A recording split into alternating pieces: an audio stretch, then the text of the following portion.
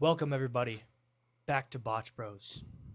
And today, we're listing off top 5 people who should have won the WWE Championship, but never did. Now, I want to point out that if they won this championship's lineage, but didn't win this one, they do count. Okay, so there are some superstars, like, as an example, doubt he makes any of our lists because of real-life circumstances. Chris Benoit won the World Heavyweight Championship, but never won the WWE Championship. You could theoretically put him on your list, okay? So this is specifically about superstars who did not win the WWE Championship, the belt that is a part of the lineage that John Cena currently holds. To start us off, my number 5 is Shinsuke Nakamura. He's such a great talent, and he's been wasted so many times. They've just wasted that guy. In New Japan, he was a legend, but they wasted him in WWE, and it's annoying. He's one of my favorites. He's awesome. I was kind of hoping he beat Seth at Fastlane 2 years ago, but he didn't. He would have been a world champion in WWE, which most people in America care about. But no. But yes, Shinsuke Nakamura, he's my number 5, definitely should have won the WWE Championship at some point. Probably in 2018 against AJ Styles. We have a matchy because at my number 5, I also have Shinsuke Nakamura. I think he should have won at WrestleMania 34 and not turned heel either. I think you could have argued it would have made more sense actually if AJ had turned heel after Shinsuke beat him. Shinsuke also had a title match against Jinder Mahal in 2017. Yeah. They could have given it to him then, but instead, no. Yeah, Don't hinder Jinder. That was kind of the beginning of the long title reigns era. AJ Styles had a year-long title reign, while simultaneously Brock Lesnar had like a 500-day title reign. Yeah, he held it for that was just such a rough time 2 where years. No one was losing the titles. And now, actually, what am I saying? It's a rough time right now. The same thing's happening today. No one loses titles anymore. It's so boring. And Shinsuke Nakamura has fallen victim to this issue. Yes. On to number 4. My number 4 is Samosif Joseph. This dude. We have another matchy. Oh, we do? I have Samoa Joe at That's number crazy. 4. Okay. No. Samosif Joseph definitely should have won the WWE champ. Should have won a world championship in WWE. They wasted him in WWE. That poor guy, they shoved him on commentary, which he was good at because he's good at everything. That guy is a generational talent, and instead, they just wasted him. Didn't even give him. He should have beat Brock Lesnar at Great Balls of Fire. Part of me does think maybe I shouldn't put him on this list, actually, because did he ever actually feud for the WWE title? I don't remember if he did. Okay, then I'm actually going to replace him because he never feuded for the WWE Championship. He only feuded for That's fair. The Universal title. So I'm going to replace him, and I'm going to replace him with someone that a lot of you are going to disagree with me on. I'm going to replace him with Goldberg. A lot of you are going to disagree with me on that because how Goldberg was at the tail end, and I do understand that. I just kind of feel like instead of having him win the Universal title twice, they should have had him win the WWE Championship at some point. Maybe they could have had him take it from Bobby Lashley around that time because, Big E cashed in. There would have been nothing wrong with just having Goldberg win it just to say he won the WWE title, and then Big E cashes in on, Goldberg. I don't care if Big E cashes in on Goldberg. I think later on I would have cared. Like in 2020 when he feuded against Drew McIntyre, I would have had a problem if he beat Drew. I didn't want him to beat Drew. I'm talking about when he faced Bobby. I would have been okay if he beat Bobby. Know. Because Bobby lost the belt right after either. And anyway, the point is, it's just, why did he win the Universal title twice? The world title, did he win it twice or only once? I think he only won it once. So he's got 3 world title reigns and none of them are the WWE title. I have my issues with that. What? 4 world title reigns. I meant in WWE, yes, 4. Or 3. Numero Trace. The number 3 person, in my opinion, who should have won a WWE Championship but never did. It's Sting! I have Sting. Sting is number 3. He should have won a WWE Championship. Yeah, he did some great stuff in TNA, and it's great that he went to TNA, but I wish he would have went it to WWE instead, and they could have done something great. Even in 2014, 2015, when he came to WWE and feuded with Sethy Boy Rollins. He should have won the WWE Championship at least once. He kind of got injured, though, and that kind of botched the plans. Yeah, I think the Sethy Boy hurt him. I think the original plans was he was going to win the WWE title. I don't know. That's what I've Well, heard, at least. the plans didn't work out, and he never did. So, he's my number 3. He should have won it. At my number 3, I have Roddy Piper. Now, this is before my time, but I still think this dude's a legend. He's this needs to be mentioned because, honestly, if you put him at number 1, I really understand. I think, yeah, it's a serious issue that this guy did not win a world title. This dude's one of the best heels of all time, even to this day. One of the best talents. One of the best talents. Yeah, this one honestly bothers me. Looking back and saying that Roddy Piper never won the world title in WWE, never became WWE champion. Yeah, that stinks. Never became a world champion in general. He never became he a never world champion won in a general. single world championship. That's a shame. But again, that also highlights, the issue with long title reigns because he was victim of Hulk Hogan's 4-year title reign. The same way now today we're having these issues with these long title reigns. The era of long title reigns, it sucked then, it sucks now, end it as I'm speaking. My number 2. This person, you just mentioned one of the greatest heels of all time. This is another great heel. It is Ted DiBiase Sr. That's a great one. I should. He should have won. I mean, again, victim of Hulk Hogan's 4-year honestly title forgot reign. about him. I should have put him on here instead of Goldberg. But he should have won the world title, WWE Championship. That was the only world title back then. But he should have won it. This dude they had to give him a fake championship just so he could feel like a champion. Again, another person never won a world championship anywhere. It's a real shame that he never won the WWE Championship because he is actually a great. I mean, this is going to be controversial, but I think Hulk Hogan versus the $1 Million Man at WrestleMania 3, I think that could have been a better match than Hogan Andre.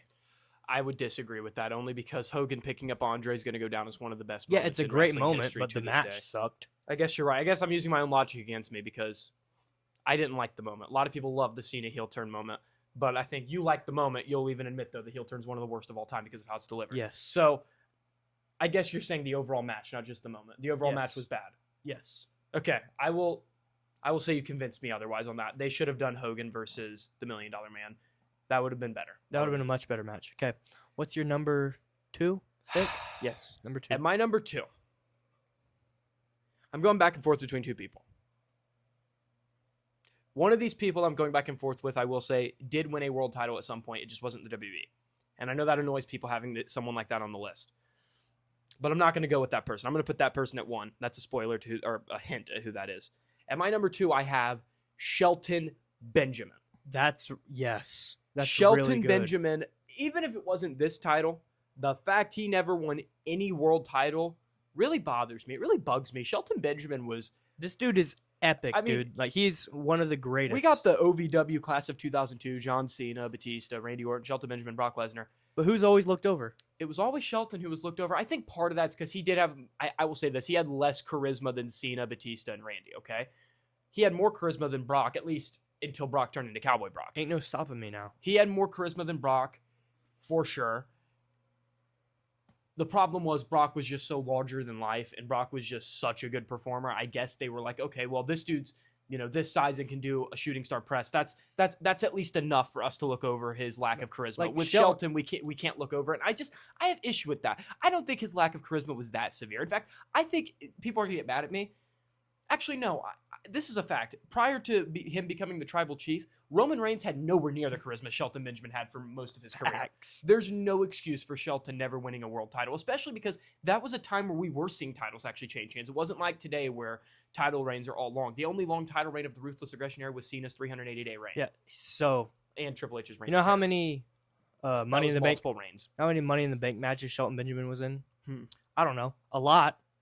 2008, I'm a big CM Punk fan. 2008, I would have, Shelton Benjamin could have won the Money in the Bank and cashed in. That would have been Was he great. in the 07 one? If he was, he definitely should have won that one. I don't think he was in 07. Okay. He was in 05 and 06. 05, Edge winning was the right call. 06, RVD kind of. RVD needed that. I think RVD did need that. But he's right. 08, especially by 08, he had been in 3 out of the 4.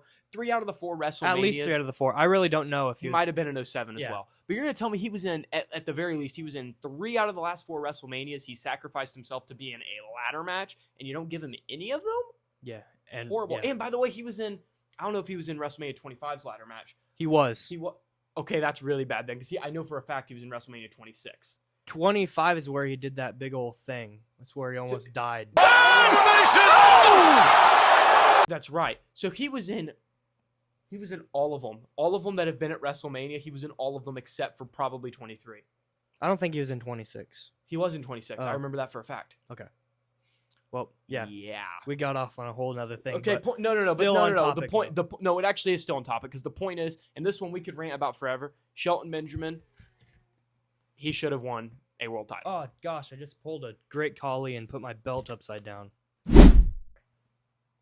Now it's time for number one. Who is it? Whom shall it be? Drum roll, please.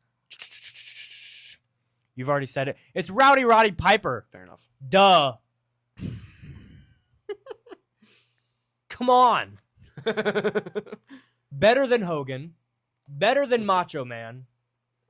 The best of that era, in my opinion. He is the best wrestler from the 1980s. And he never better than Ric Flair. I don't take him over Macho Man. I don't care. But better I take than him Flair, over Hogan. Better than Hogan, better than Macho Man. Roddy Piper is better than all of them. And he never won a world championship. Not just WWE. Not even in WCW. Not even in NWA. No. Zero world championships. This guy, oh my gosh. Whenever he'd come out at WrestleMania, if he was in a match or he's in a segment, he was, in those early Manias, he was probably the best part of that show. And he never won a WWE champion, never won a world championship. I don't even care. I'm going to say world. He never won a world championship. It is outrageous. This guy, oh gosh. It's, yes, number one, hands down, RIP to a gosh darn legend.